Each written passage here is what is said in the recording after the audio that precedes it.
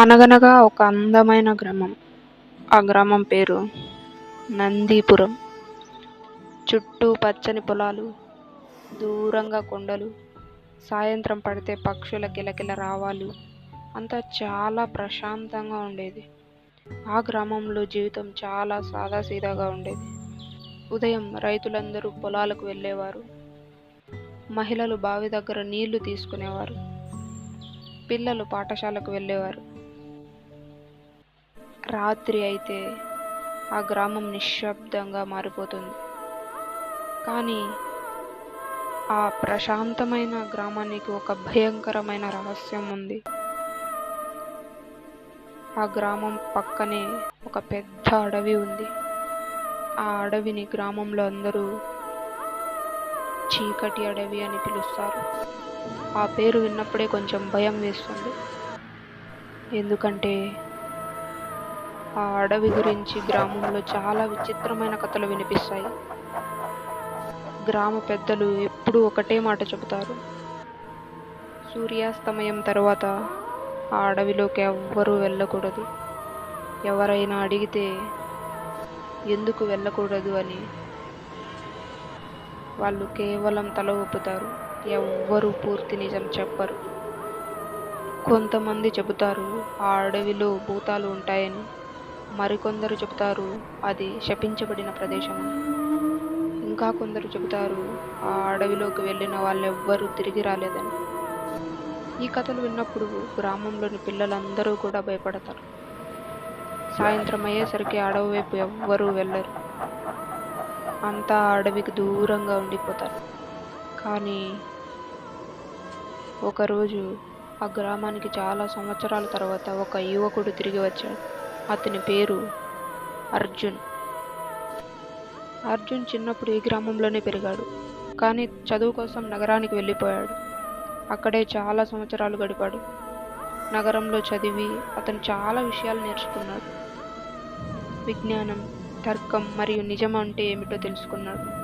అందుకే గ్రామంలో ఉన్న ఈ కథలు అతనికి కేవలం అబద్ధాల్లా అనిపించాయి. ఒకరోజు అర్జున్ తన స్నేహితులతో కలిసి కూర్చొని ఉన్నాడు. వాళ్ళు మళ్ళీ అదే కథ చెప్పారు.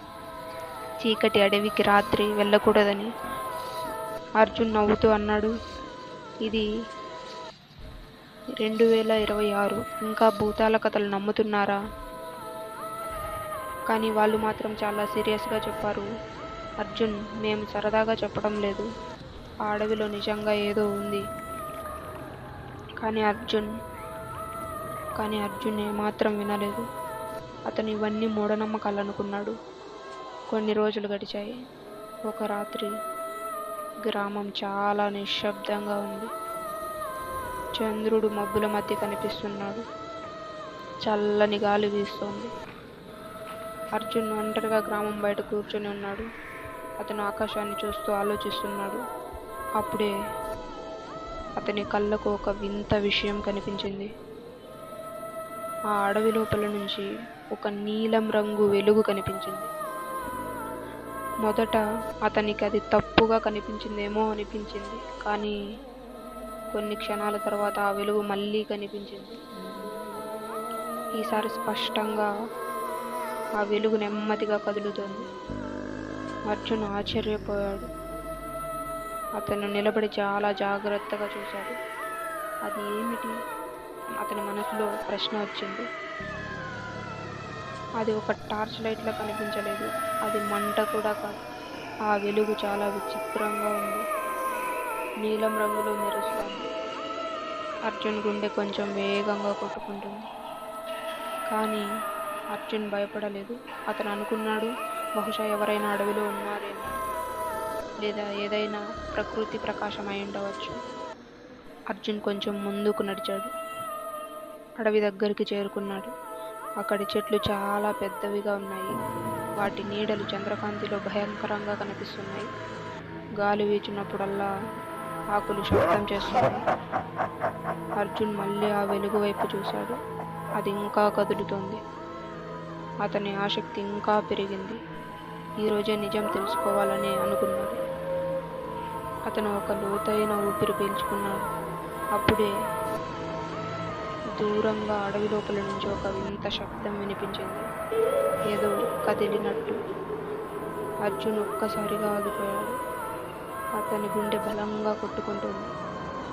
ఆ నీలం వెలుగు ఒక్కసారిగా అదృశ్యమైపోయింది. అడవి మళ్ళీ పూర్తిగా చీకటిగా మారిపోయింది. అర్జున్ నెమ్మదిగా అన్నాడు, అక్కడ అక్కడ నిజంగా ఏముంది? ఆ రాత్రి అర్జున్ ఒక నిర్ణయం తీసుకున్నాడు. రేపు రాత్రి అతను ఆ చీకటి అడవిలోకి వెళ్ళబోతున్నాడు. అక్కడ ఉన్న రహస్యాన్ని ఎలాగైనా తెలుసుకోబోతున్నాడు. కానీ అతనికి తెలియదు, ఆ అడవిలో అతన్ని ఎదురు చూస్తున్నది కేవలం ఒక రహస్యం.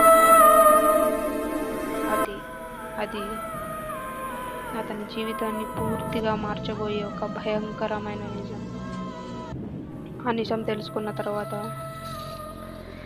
అర్జున్ మళ్ళీ మామూలు మనిషిగా ఉండడు. ఆ చీకటి అడవిలో నిజంగా ఏముంది?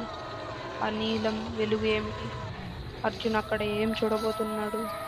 ఈ ప్రశ్నలన్నిటికీ సమాధానం తెలుసుకోవాలంటే తర్వాతి భాగాన్ని తప్పక చూడండి.